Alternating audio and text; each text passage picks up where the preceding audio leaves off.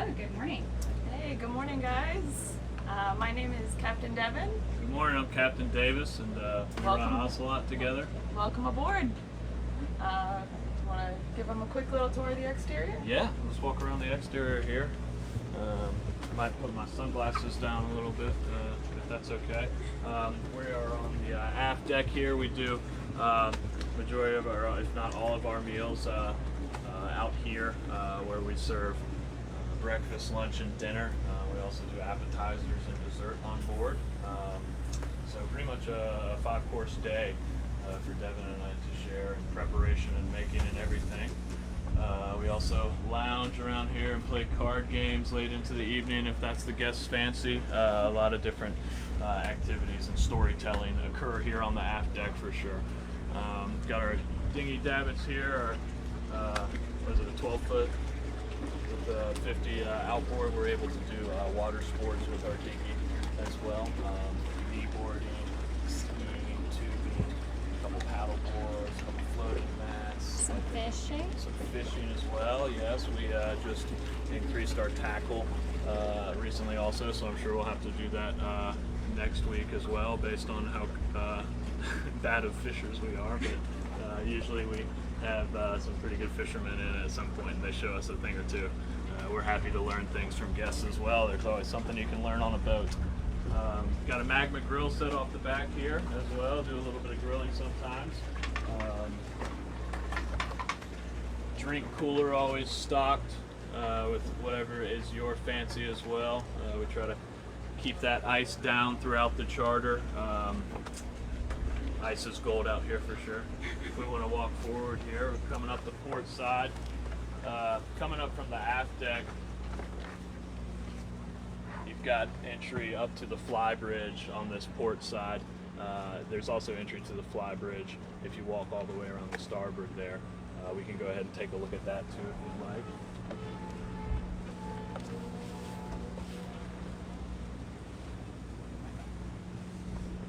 So we've got a nice soft top bimini up here, good shade while we're underway, or if we're just lounging on a mooring as well. Big wide lounge area behind the helm too. I've seen all of our 8-pack laid out there before enjoying the cruise or the sail.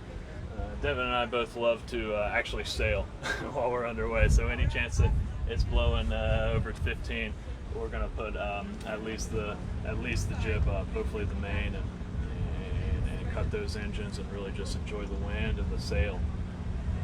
So luckily, you know, here in the Virgin Islands, most of the sails are less than 3 hours from start to finish, depending on what our itinerary is, what our routes are. So, you know, we do get a good amount of time out on the water, but then we pull into some great coves and beaches and bays and have some fun there too. And we're rigged with a self-tacking 85% Genoa or jib, so that makes it a little bit easier for us. Personally, I'm a traditionalist, so I like to pull lines a little bit more. Anytime I get to get my hands a little dirty, I'm happy to do that. And then our sail is quite big too. We did some refitting with that on the mainsail. I'm sorry, but she will boogie for sure. I think the top that we've gotten up this, it was on the way to St. Croix one time, was 13 knots. So yeah. Coming back down the starboard access to the fly bridge there. Walking over our cabins on the starboard side right now, which we'll show you a little bit more of here in a moment. Trampoline, of course, like any good catamaran should have. You'll find guests lounging up there quite often. We've got some nice cushions over the gen set room there too. We don't have the generator on underway as it's not safe, but so that's a good area for people to lounge too. These mats are movable, so you can take them anywhere around the top side if you'd like to. We have very good lockers where we keep a lot of our toys, and then just equipment for the boat as well. Here in the B berths, they've been converted into storage lockers on the starboard and the port side.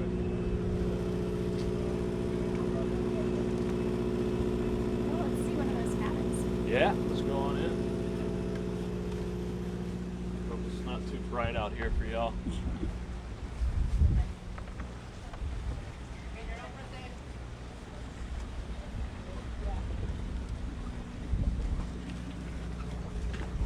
Show our viewers and the media crew the Delorean Room. Sure. You guys can come on down and check out what we call the Delorean Room. This has got this cool door on it. Go Back to the Future reference.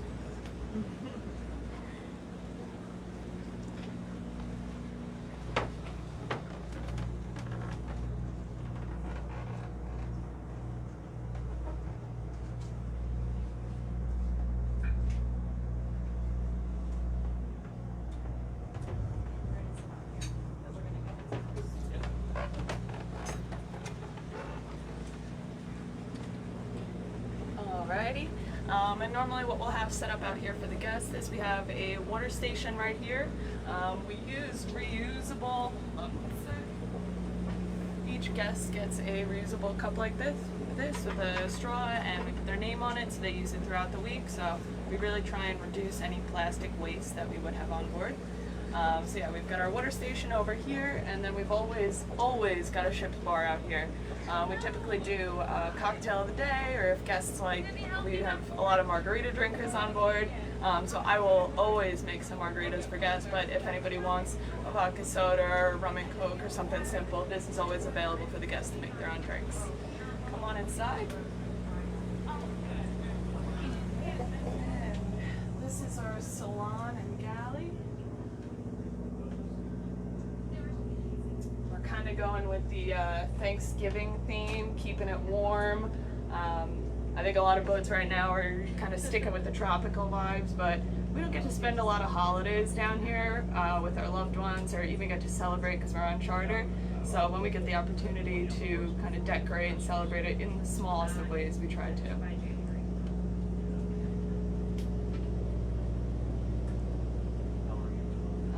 So yeah, this is where the magic happens. Both Davis and I are captains, and we are both chefs as well. I cooked on a term charter boat in Hawaii for 2 years, so I'm very familiar in the galley, both at a mooring or at anchor or under sail. So yeah, I mean, it's your typical galley. You have excess liquor over here, coffee every morning, orange juice, mimosas, Bloody Marys, whatever you want, you name it, we got it. And on rainy days, we normally like to come in here and sit around the table right here, play some card games, or we've got our TV up here and we can stream a whole list of movies. Normally we like to put on something nautical. Hook's a big one. Captain Ron's a really big one. We've watched that almost every charter. If not in here, we also have a projector screen that we set up on the aft deck, and it goes over this whole window. So we'll ever have everybody sit outside if it's a quiet evening, nice and calm, make some popcorn and some cocktails, and enjoy watching Captain Ron. Let's have a seat outside. Yeah, absolutely. I don't. You choose. Do you want us Here's better because the light?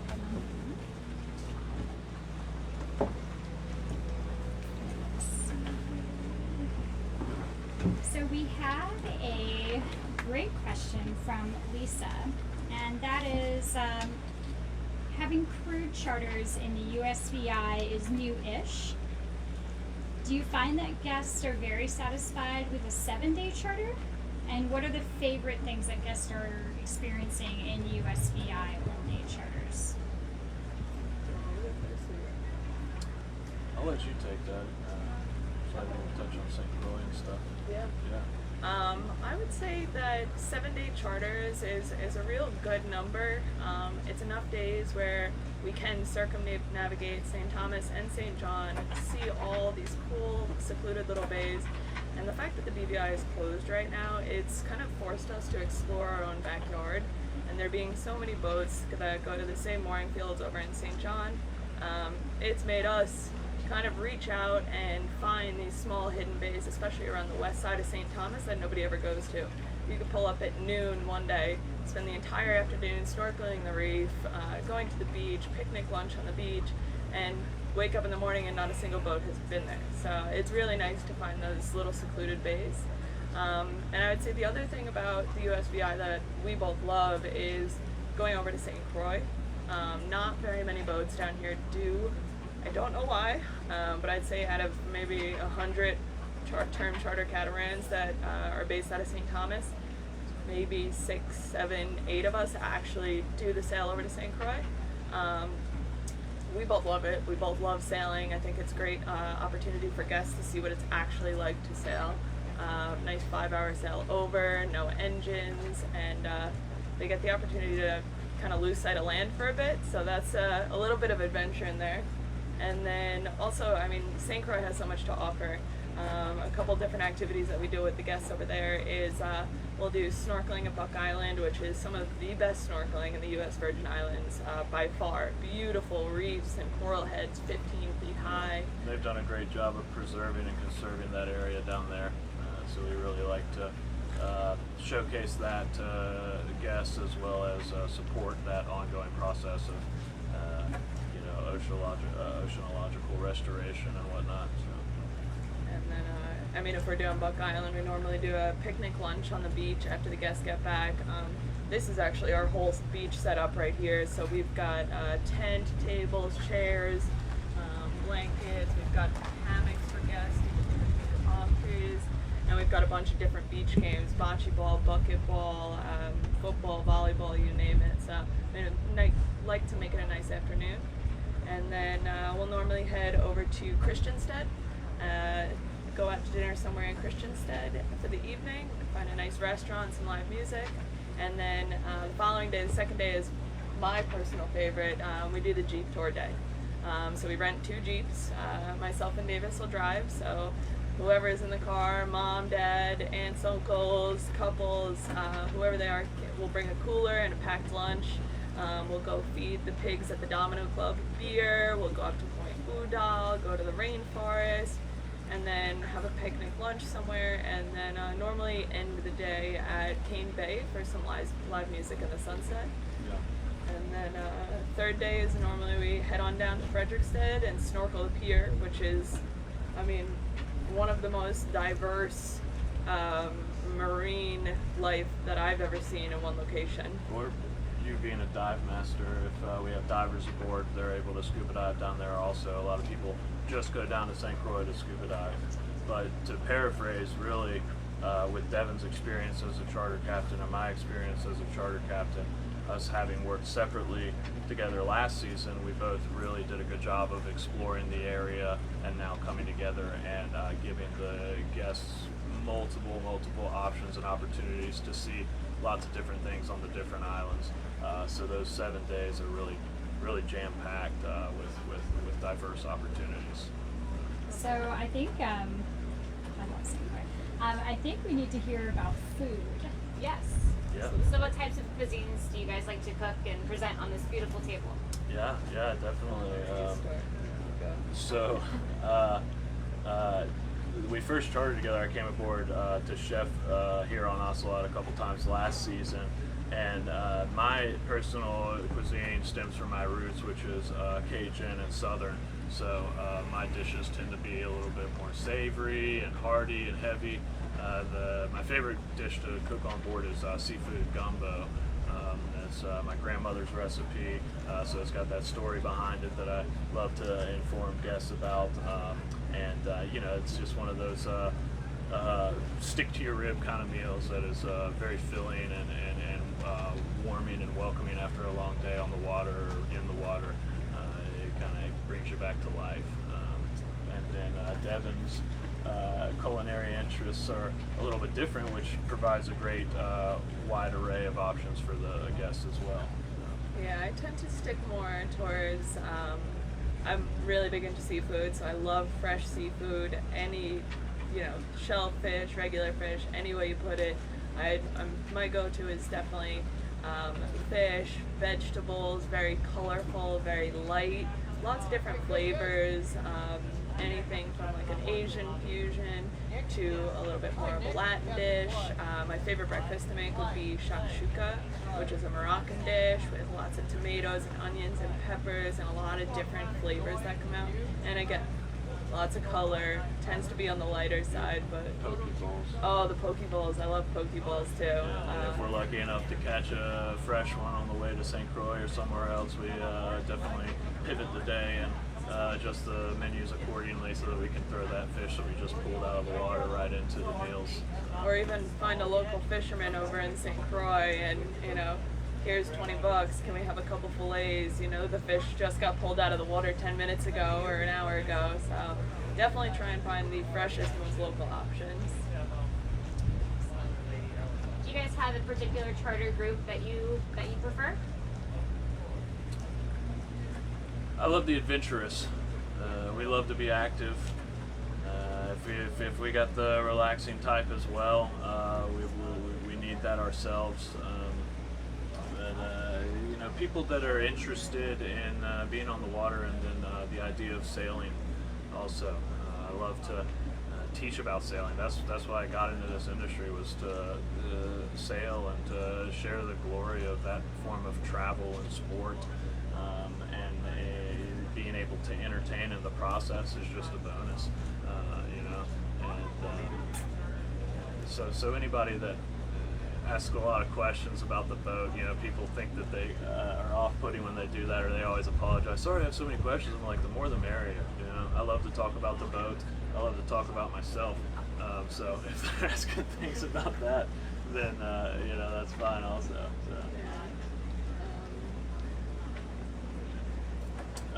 Favorite type of charter guest? Oh yeah. The first charter Davis and I ran together last season was a mom, a dad, a 4-year-old boy, and a 13-year-old girl. And I can't tell you how much fun we had on that charter. I love kids. I think they're the ones that are gonna go snorkeling with me. I love kids too. I know you love kids too, but like there's some people who don't love having kids on board, and I mean, we had such a blast with them. The 4-year-old every morning would come out and give us breakfast hugs in the morning, every single morning, and it just, he fell asleep with his head in my lap almost every single afternoon.